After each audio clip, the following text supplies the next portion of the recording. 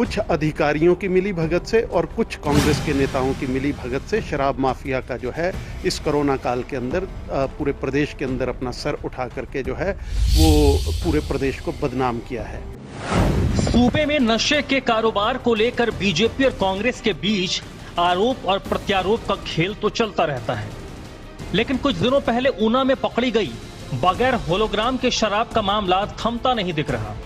मामले में कांग्रेस के एक वरिष्ठ नेता का नाम उछलने के बाद इस मामले को लेकर जहां बीजेपी फ्रंट फुट पे खेल रही है, वहीं कांग्रेस जो कल तक स्वास्थ्य घोटाले को लेकर फ्रंट फुट पे खेल रही थी वो बैक फुट पे आ गई है।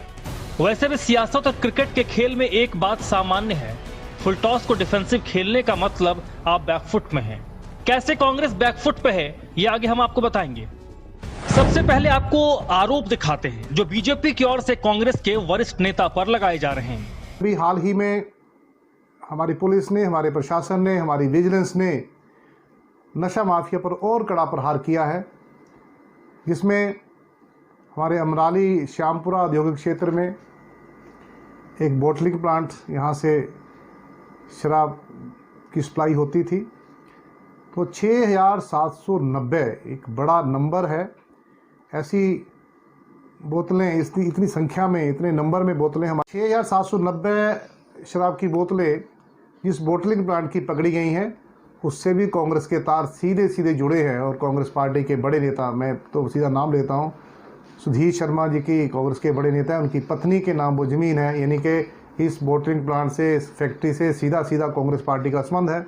राम कुमार ने ऊना में जब्त हुए अवैध शराब और शराब के अवैध कारोबार के लिए कांग्रेस के वरिष्ठ नेता और पूर्व मंत्री सुधीर शर्मा पर गंभीर आरोप लगाए। राम कुमार इकलौते नहीं हैं। धर्मशाला से ही ताल्लुक रखने वाले बीजेपी नेता संजय शर्मा ने भी पूर्व मंत्री पर गंभीर आरोप लगाए। हालांकि संजय शर्मा ने राम कुमार की तरह सीधे सीधे सुधीर शर्मा का नाम नहीं लिया, लेकिन उन्होंने आरोपों की बंदूक किस दिशा में घुमाई थी ये सब समझ रहे थे और आपको भी समझ आ जाएगा। कुछ लोग इस दौरान भी अपनी हरकतों से बाज नहीं आए हैं और उन्होंने ना प्रदेश का नाम को नीचा कर रहे हैं, बल्कि मानवीय संवेदनाओं को भी भूल करके जो है वो केवल पैसा कमाना और गलत तरीके से पैसा कमाना, यही उनका मकसद रहा है। इस दौरान कुछ अधिकारियों की मिली भगत से और कुछ कांग्रेस के नेताओं की मिली भगत से शराब माफिया का जो है इस कोरोना काल के अंदर पूरे प्रदेश के अंदर अपना सर उठा करके जो है वो पूरे प्रदेश को बदनाम किया है। पिछले दिनों लगभग 1900 पेटी जो कि विजिलेंस विभाग ने छापा मार करके ऊना के अंदर पकड़ी है।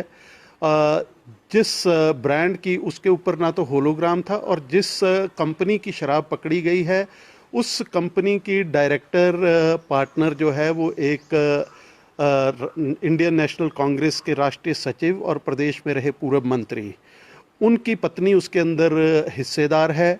उनके मित्र उसके संचालक हैं। मार्स बॉटलर्स के नाम से ये कंपनी डिस्ट्रिक्ट ऊना के अंदर शराब का कारोबार करती है। कोरोना काल के अंदर जब प्रदेश के अंदर सारे जिला की सीमाएं सील थी, प्रदेश की सीमाएं सील थी, तब भी ये लोग जो है वो कुछ अधिकारियों की मिली भगत से जो है वो पूरे प्रदेश के अंदर शराब का कारोबार अवैध तरीके से करते रहे हैं।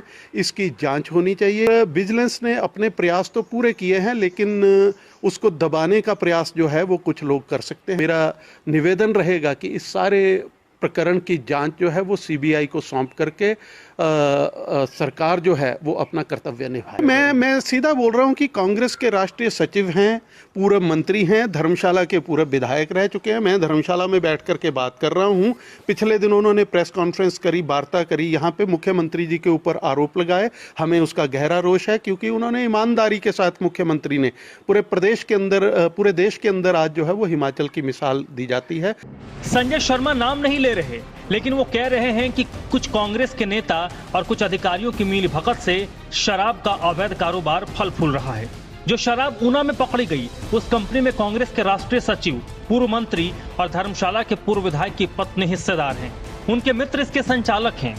लॉकडाउन के दौरान भी सरकारी कर्मचारियों की मदद से अवैध कारोबार प्रदेश में किया गया।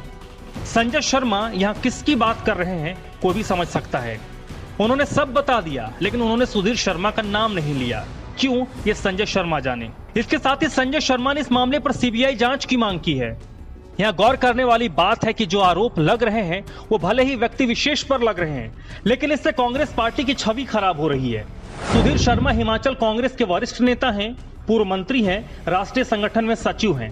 ऐसे में सुधीर शर्मा पर कोई आरोप लगते हैं तो वो आरोप कांग्रेस पार्टी पर लगता है। हमने प्रदेश कांग्रेस के अध्यक्ष कुलदीप राठौर से इस मामले में बात की। कुलदीप राठौर ने हमारे सवाल पर पहले तो ये कहा कि मुझे जानकारी नहीं है और जिसके ऊपर आरोप लग रहे हैं वो बेहतर तरीके से जवाब दे सकते हैं। आरोप तो किसी के ऊपर भी लग सकता है। कांग्रेस की छवि को लेकर हमारे सवाल पर उन्होंने कहा इससे कांग्रेस की छवि को नुकसान नहीं पहुंचता। सर, ये जो नशे को लेकर अभी एक बड़ा आरोप प्रत्यारोप बीजेपी और कांग्रेस में चल रहा है, जिसमें आपके पार्टी के जो राष्ट्रीय सचिव हैं, पूर्व मंत्री हैं, उन पर लोग लगातार हमला कर रहे हैं और उससे कहीं न कहीं कांग्रेस पर ये सीधा हमला हो रहा है। तो इसको आप किस तरीके से देखते हैं? देखिए, मेरी जानकारी में है नहीं, कोई नाम तो आया नहीं, लेकिन मुझे इसकी बात जानकारी नहीं है। क्योंकि लगातार बीजेपी के नेता ये बात कह रहे हैं कि पूर्व मंत्री हैं, कांग्रेस के नेता हैं, राष्ट्रीय सचिव हैं, वो कहीं ना कहीं उनका संरक्षण है। तो ये तो मुझे लगता है वही बता सकते हैं जिन पे आरोप लग रहे हैं, है ना, इस बारे में वही बता सकते हैं अच्छी तरह, क्योंकि मुझे इसकी जानकारी नहीं है। लेकिन सर, जब राष्ट्रीय स्तर पर पार्टी की छवि खराब, राष्ट्रीय सचिव स्तर के अधिकारी पर इस तरीके के आरोप लग रहे हैं तो इससे कांग्रेस पार्टी की छवि खराब हो रही है।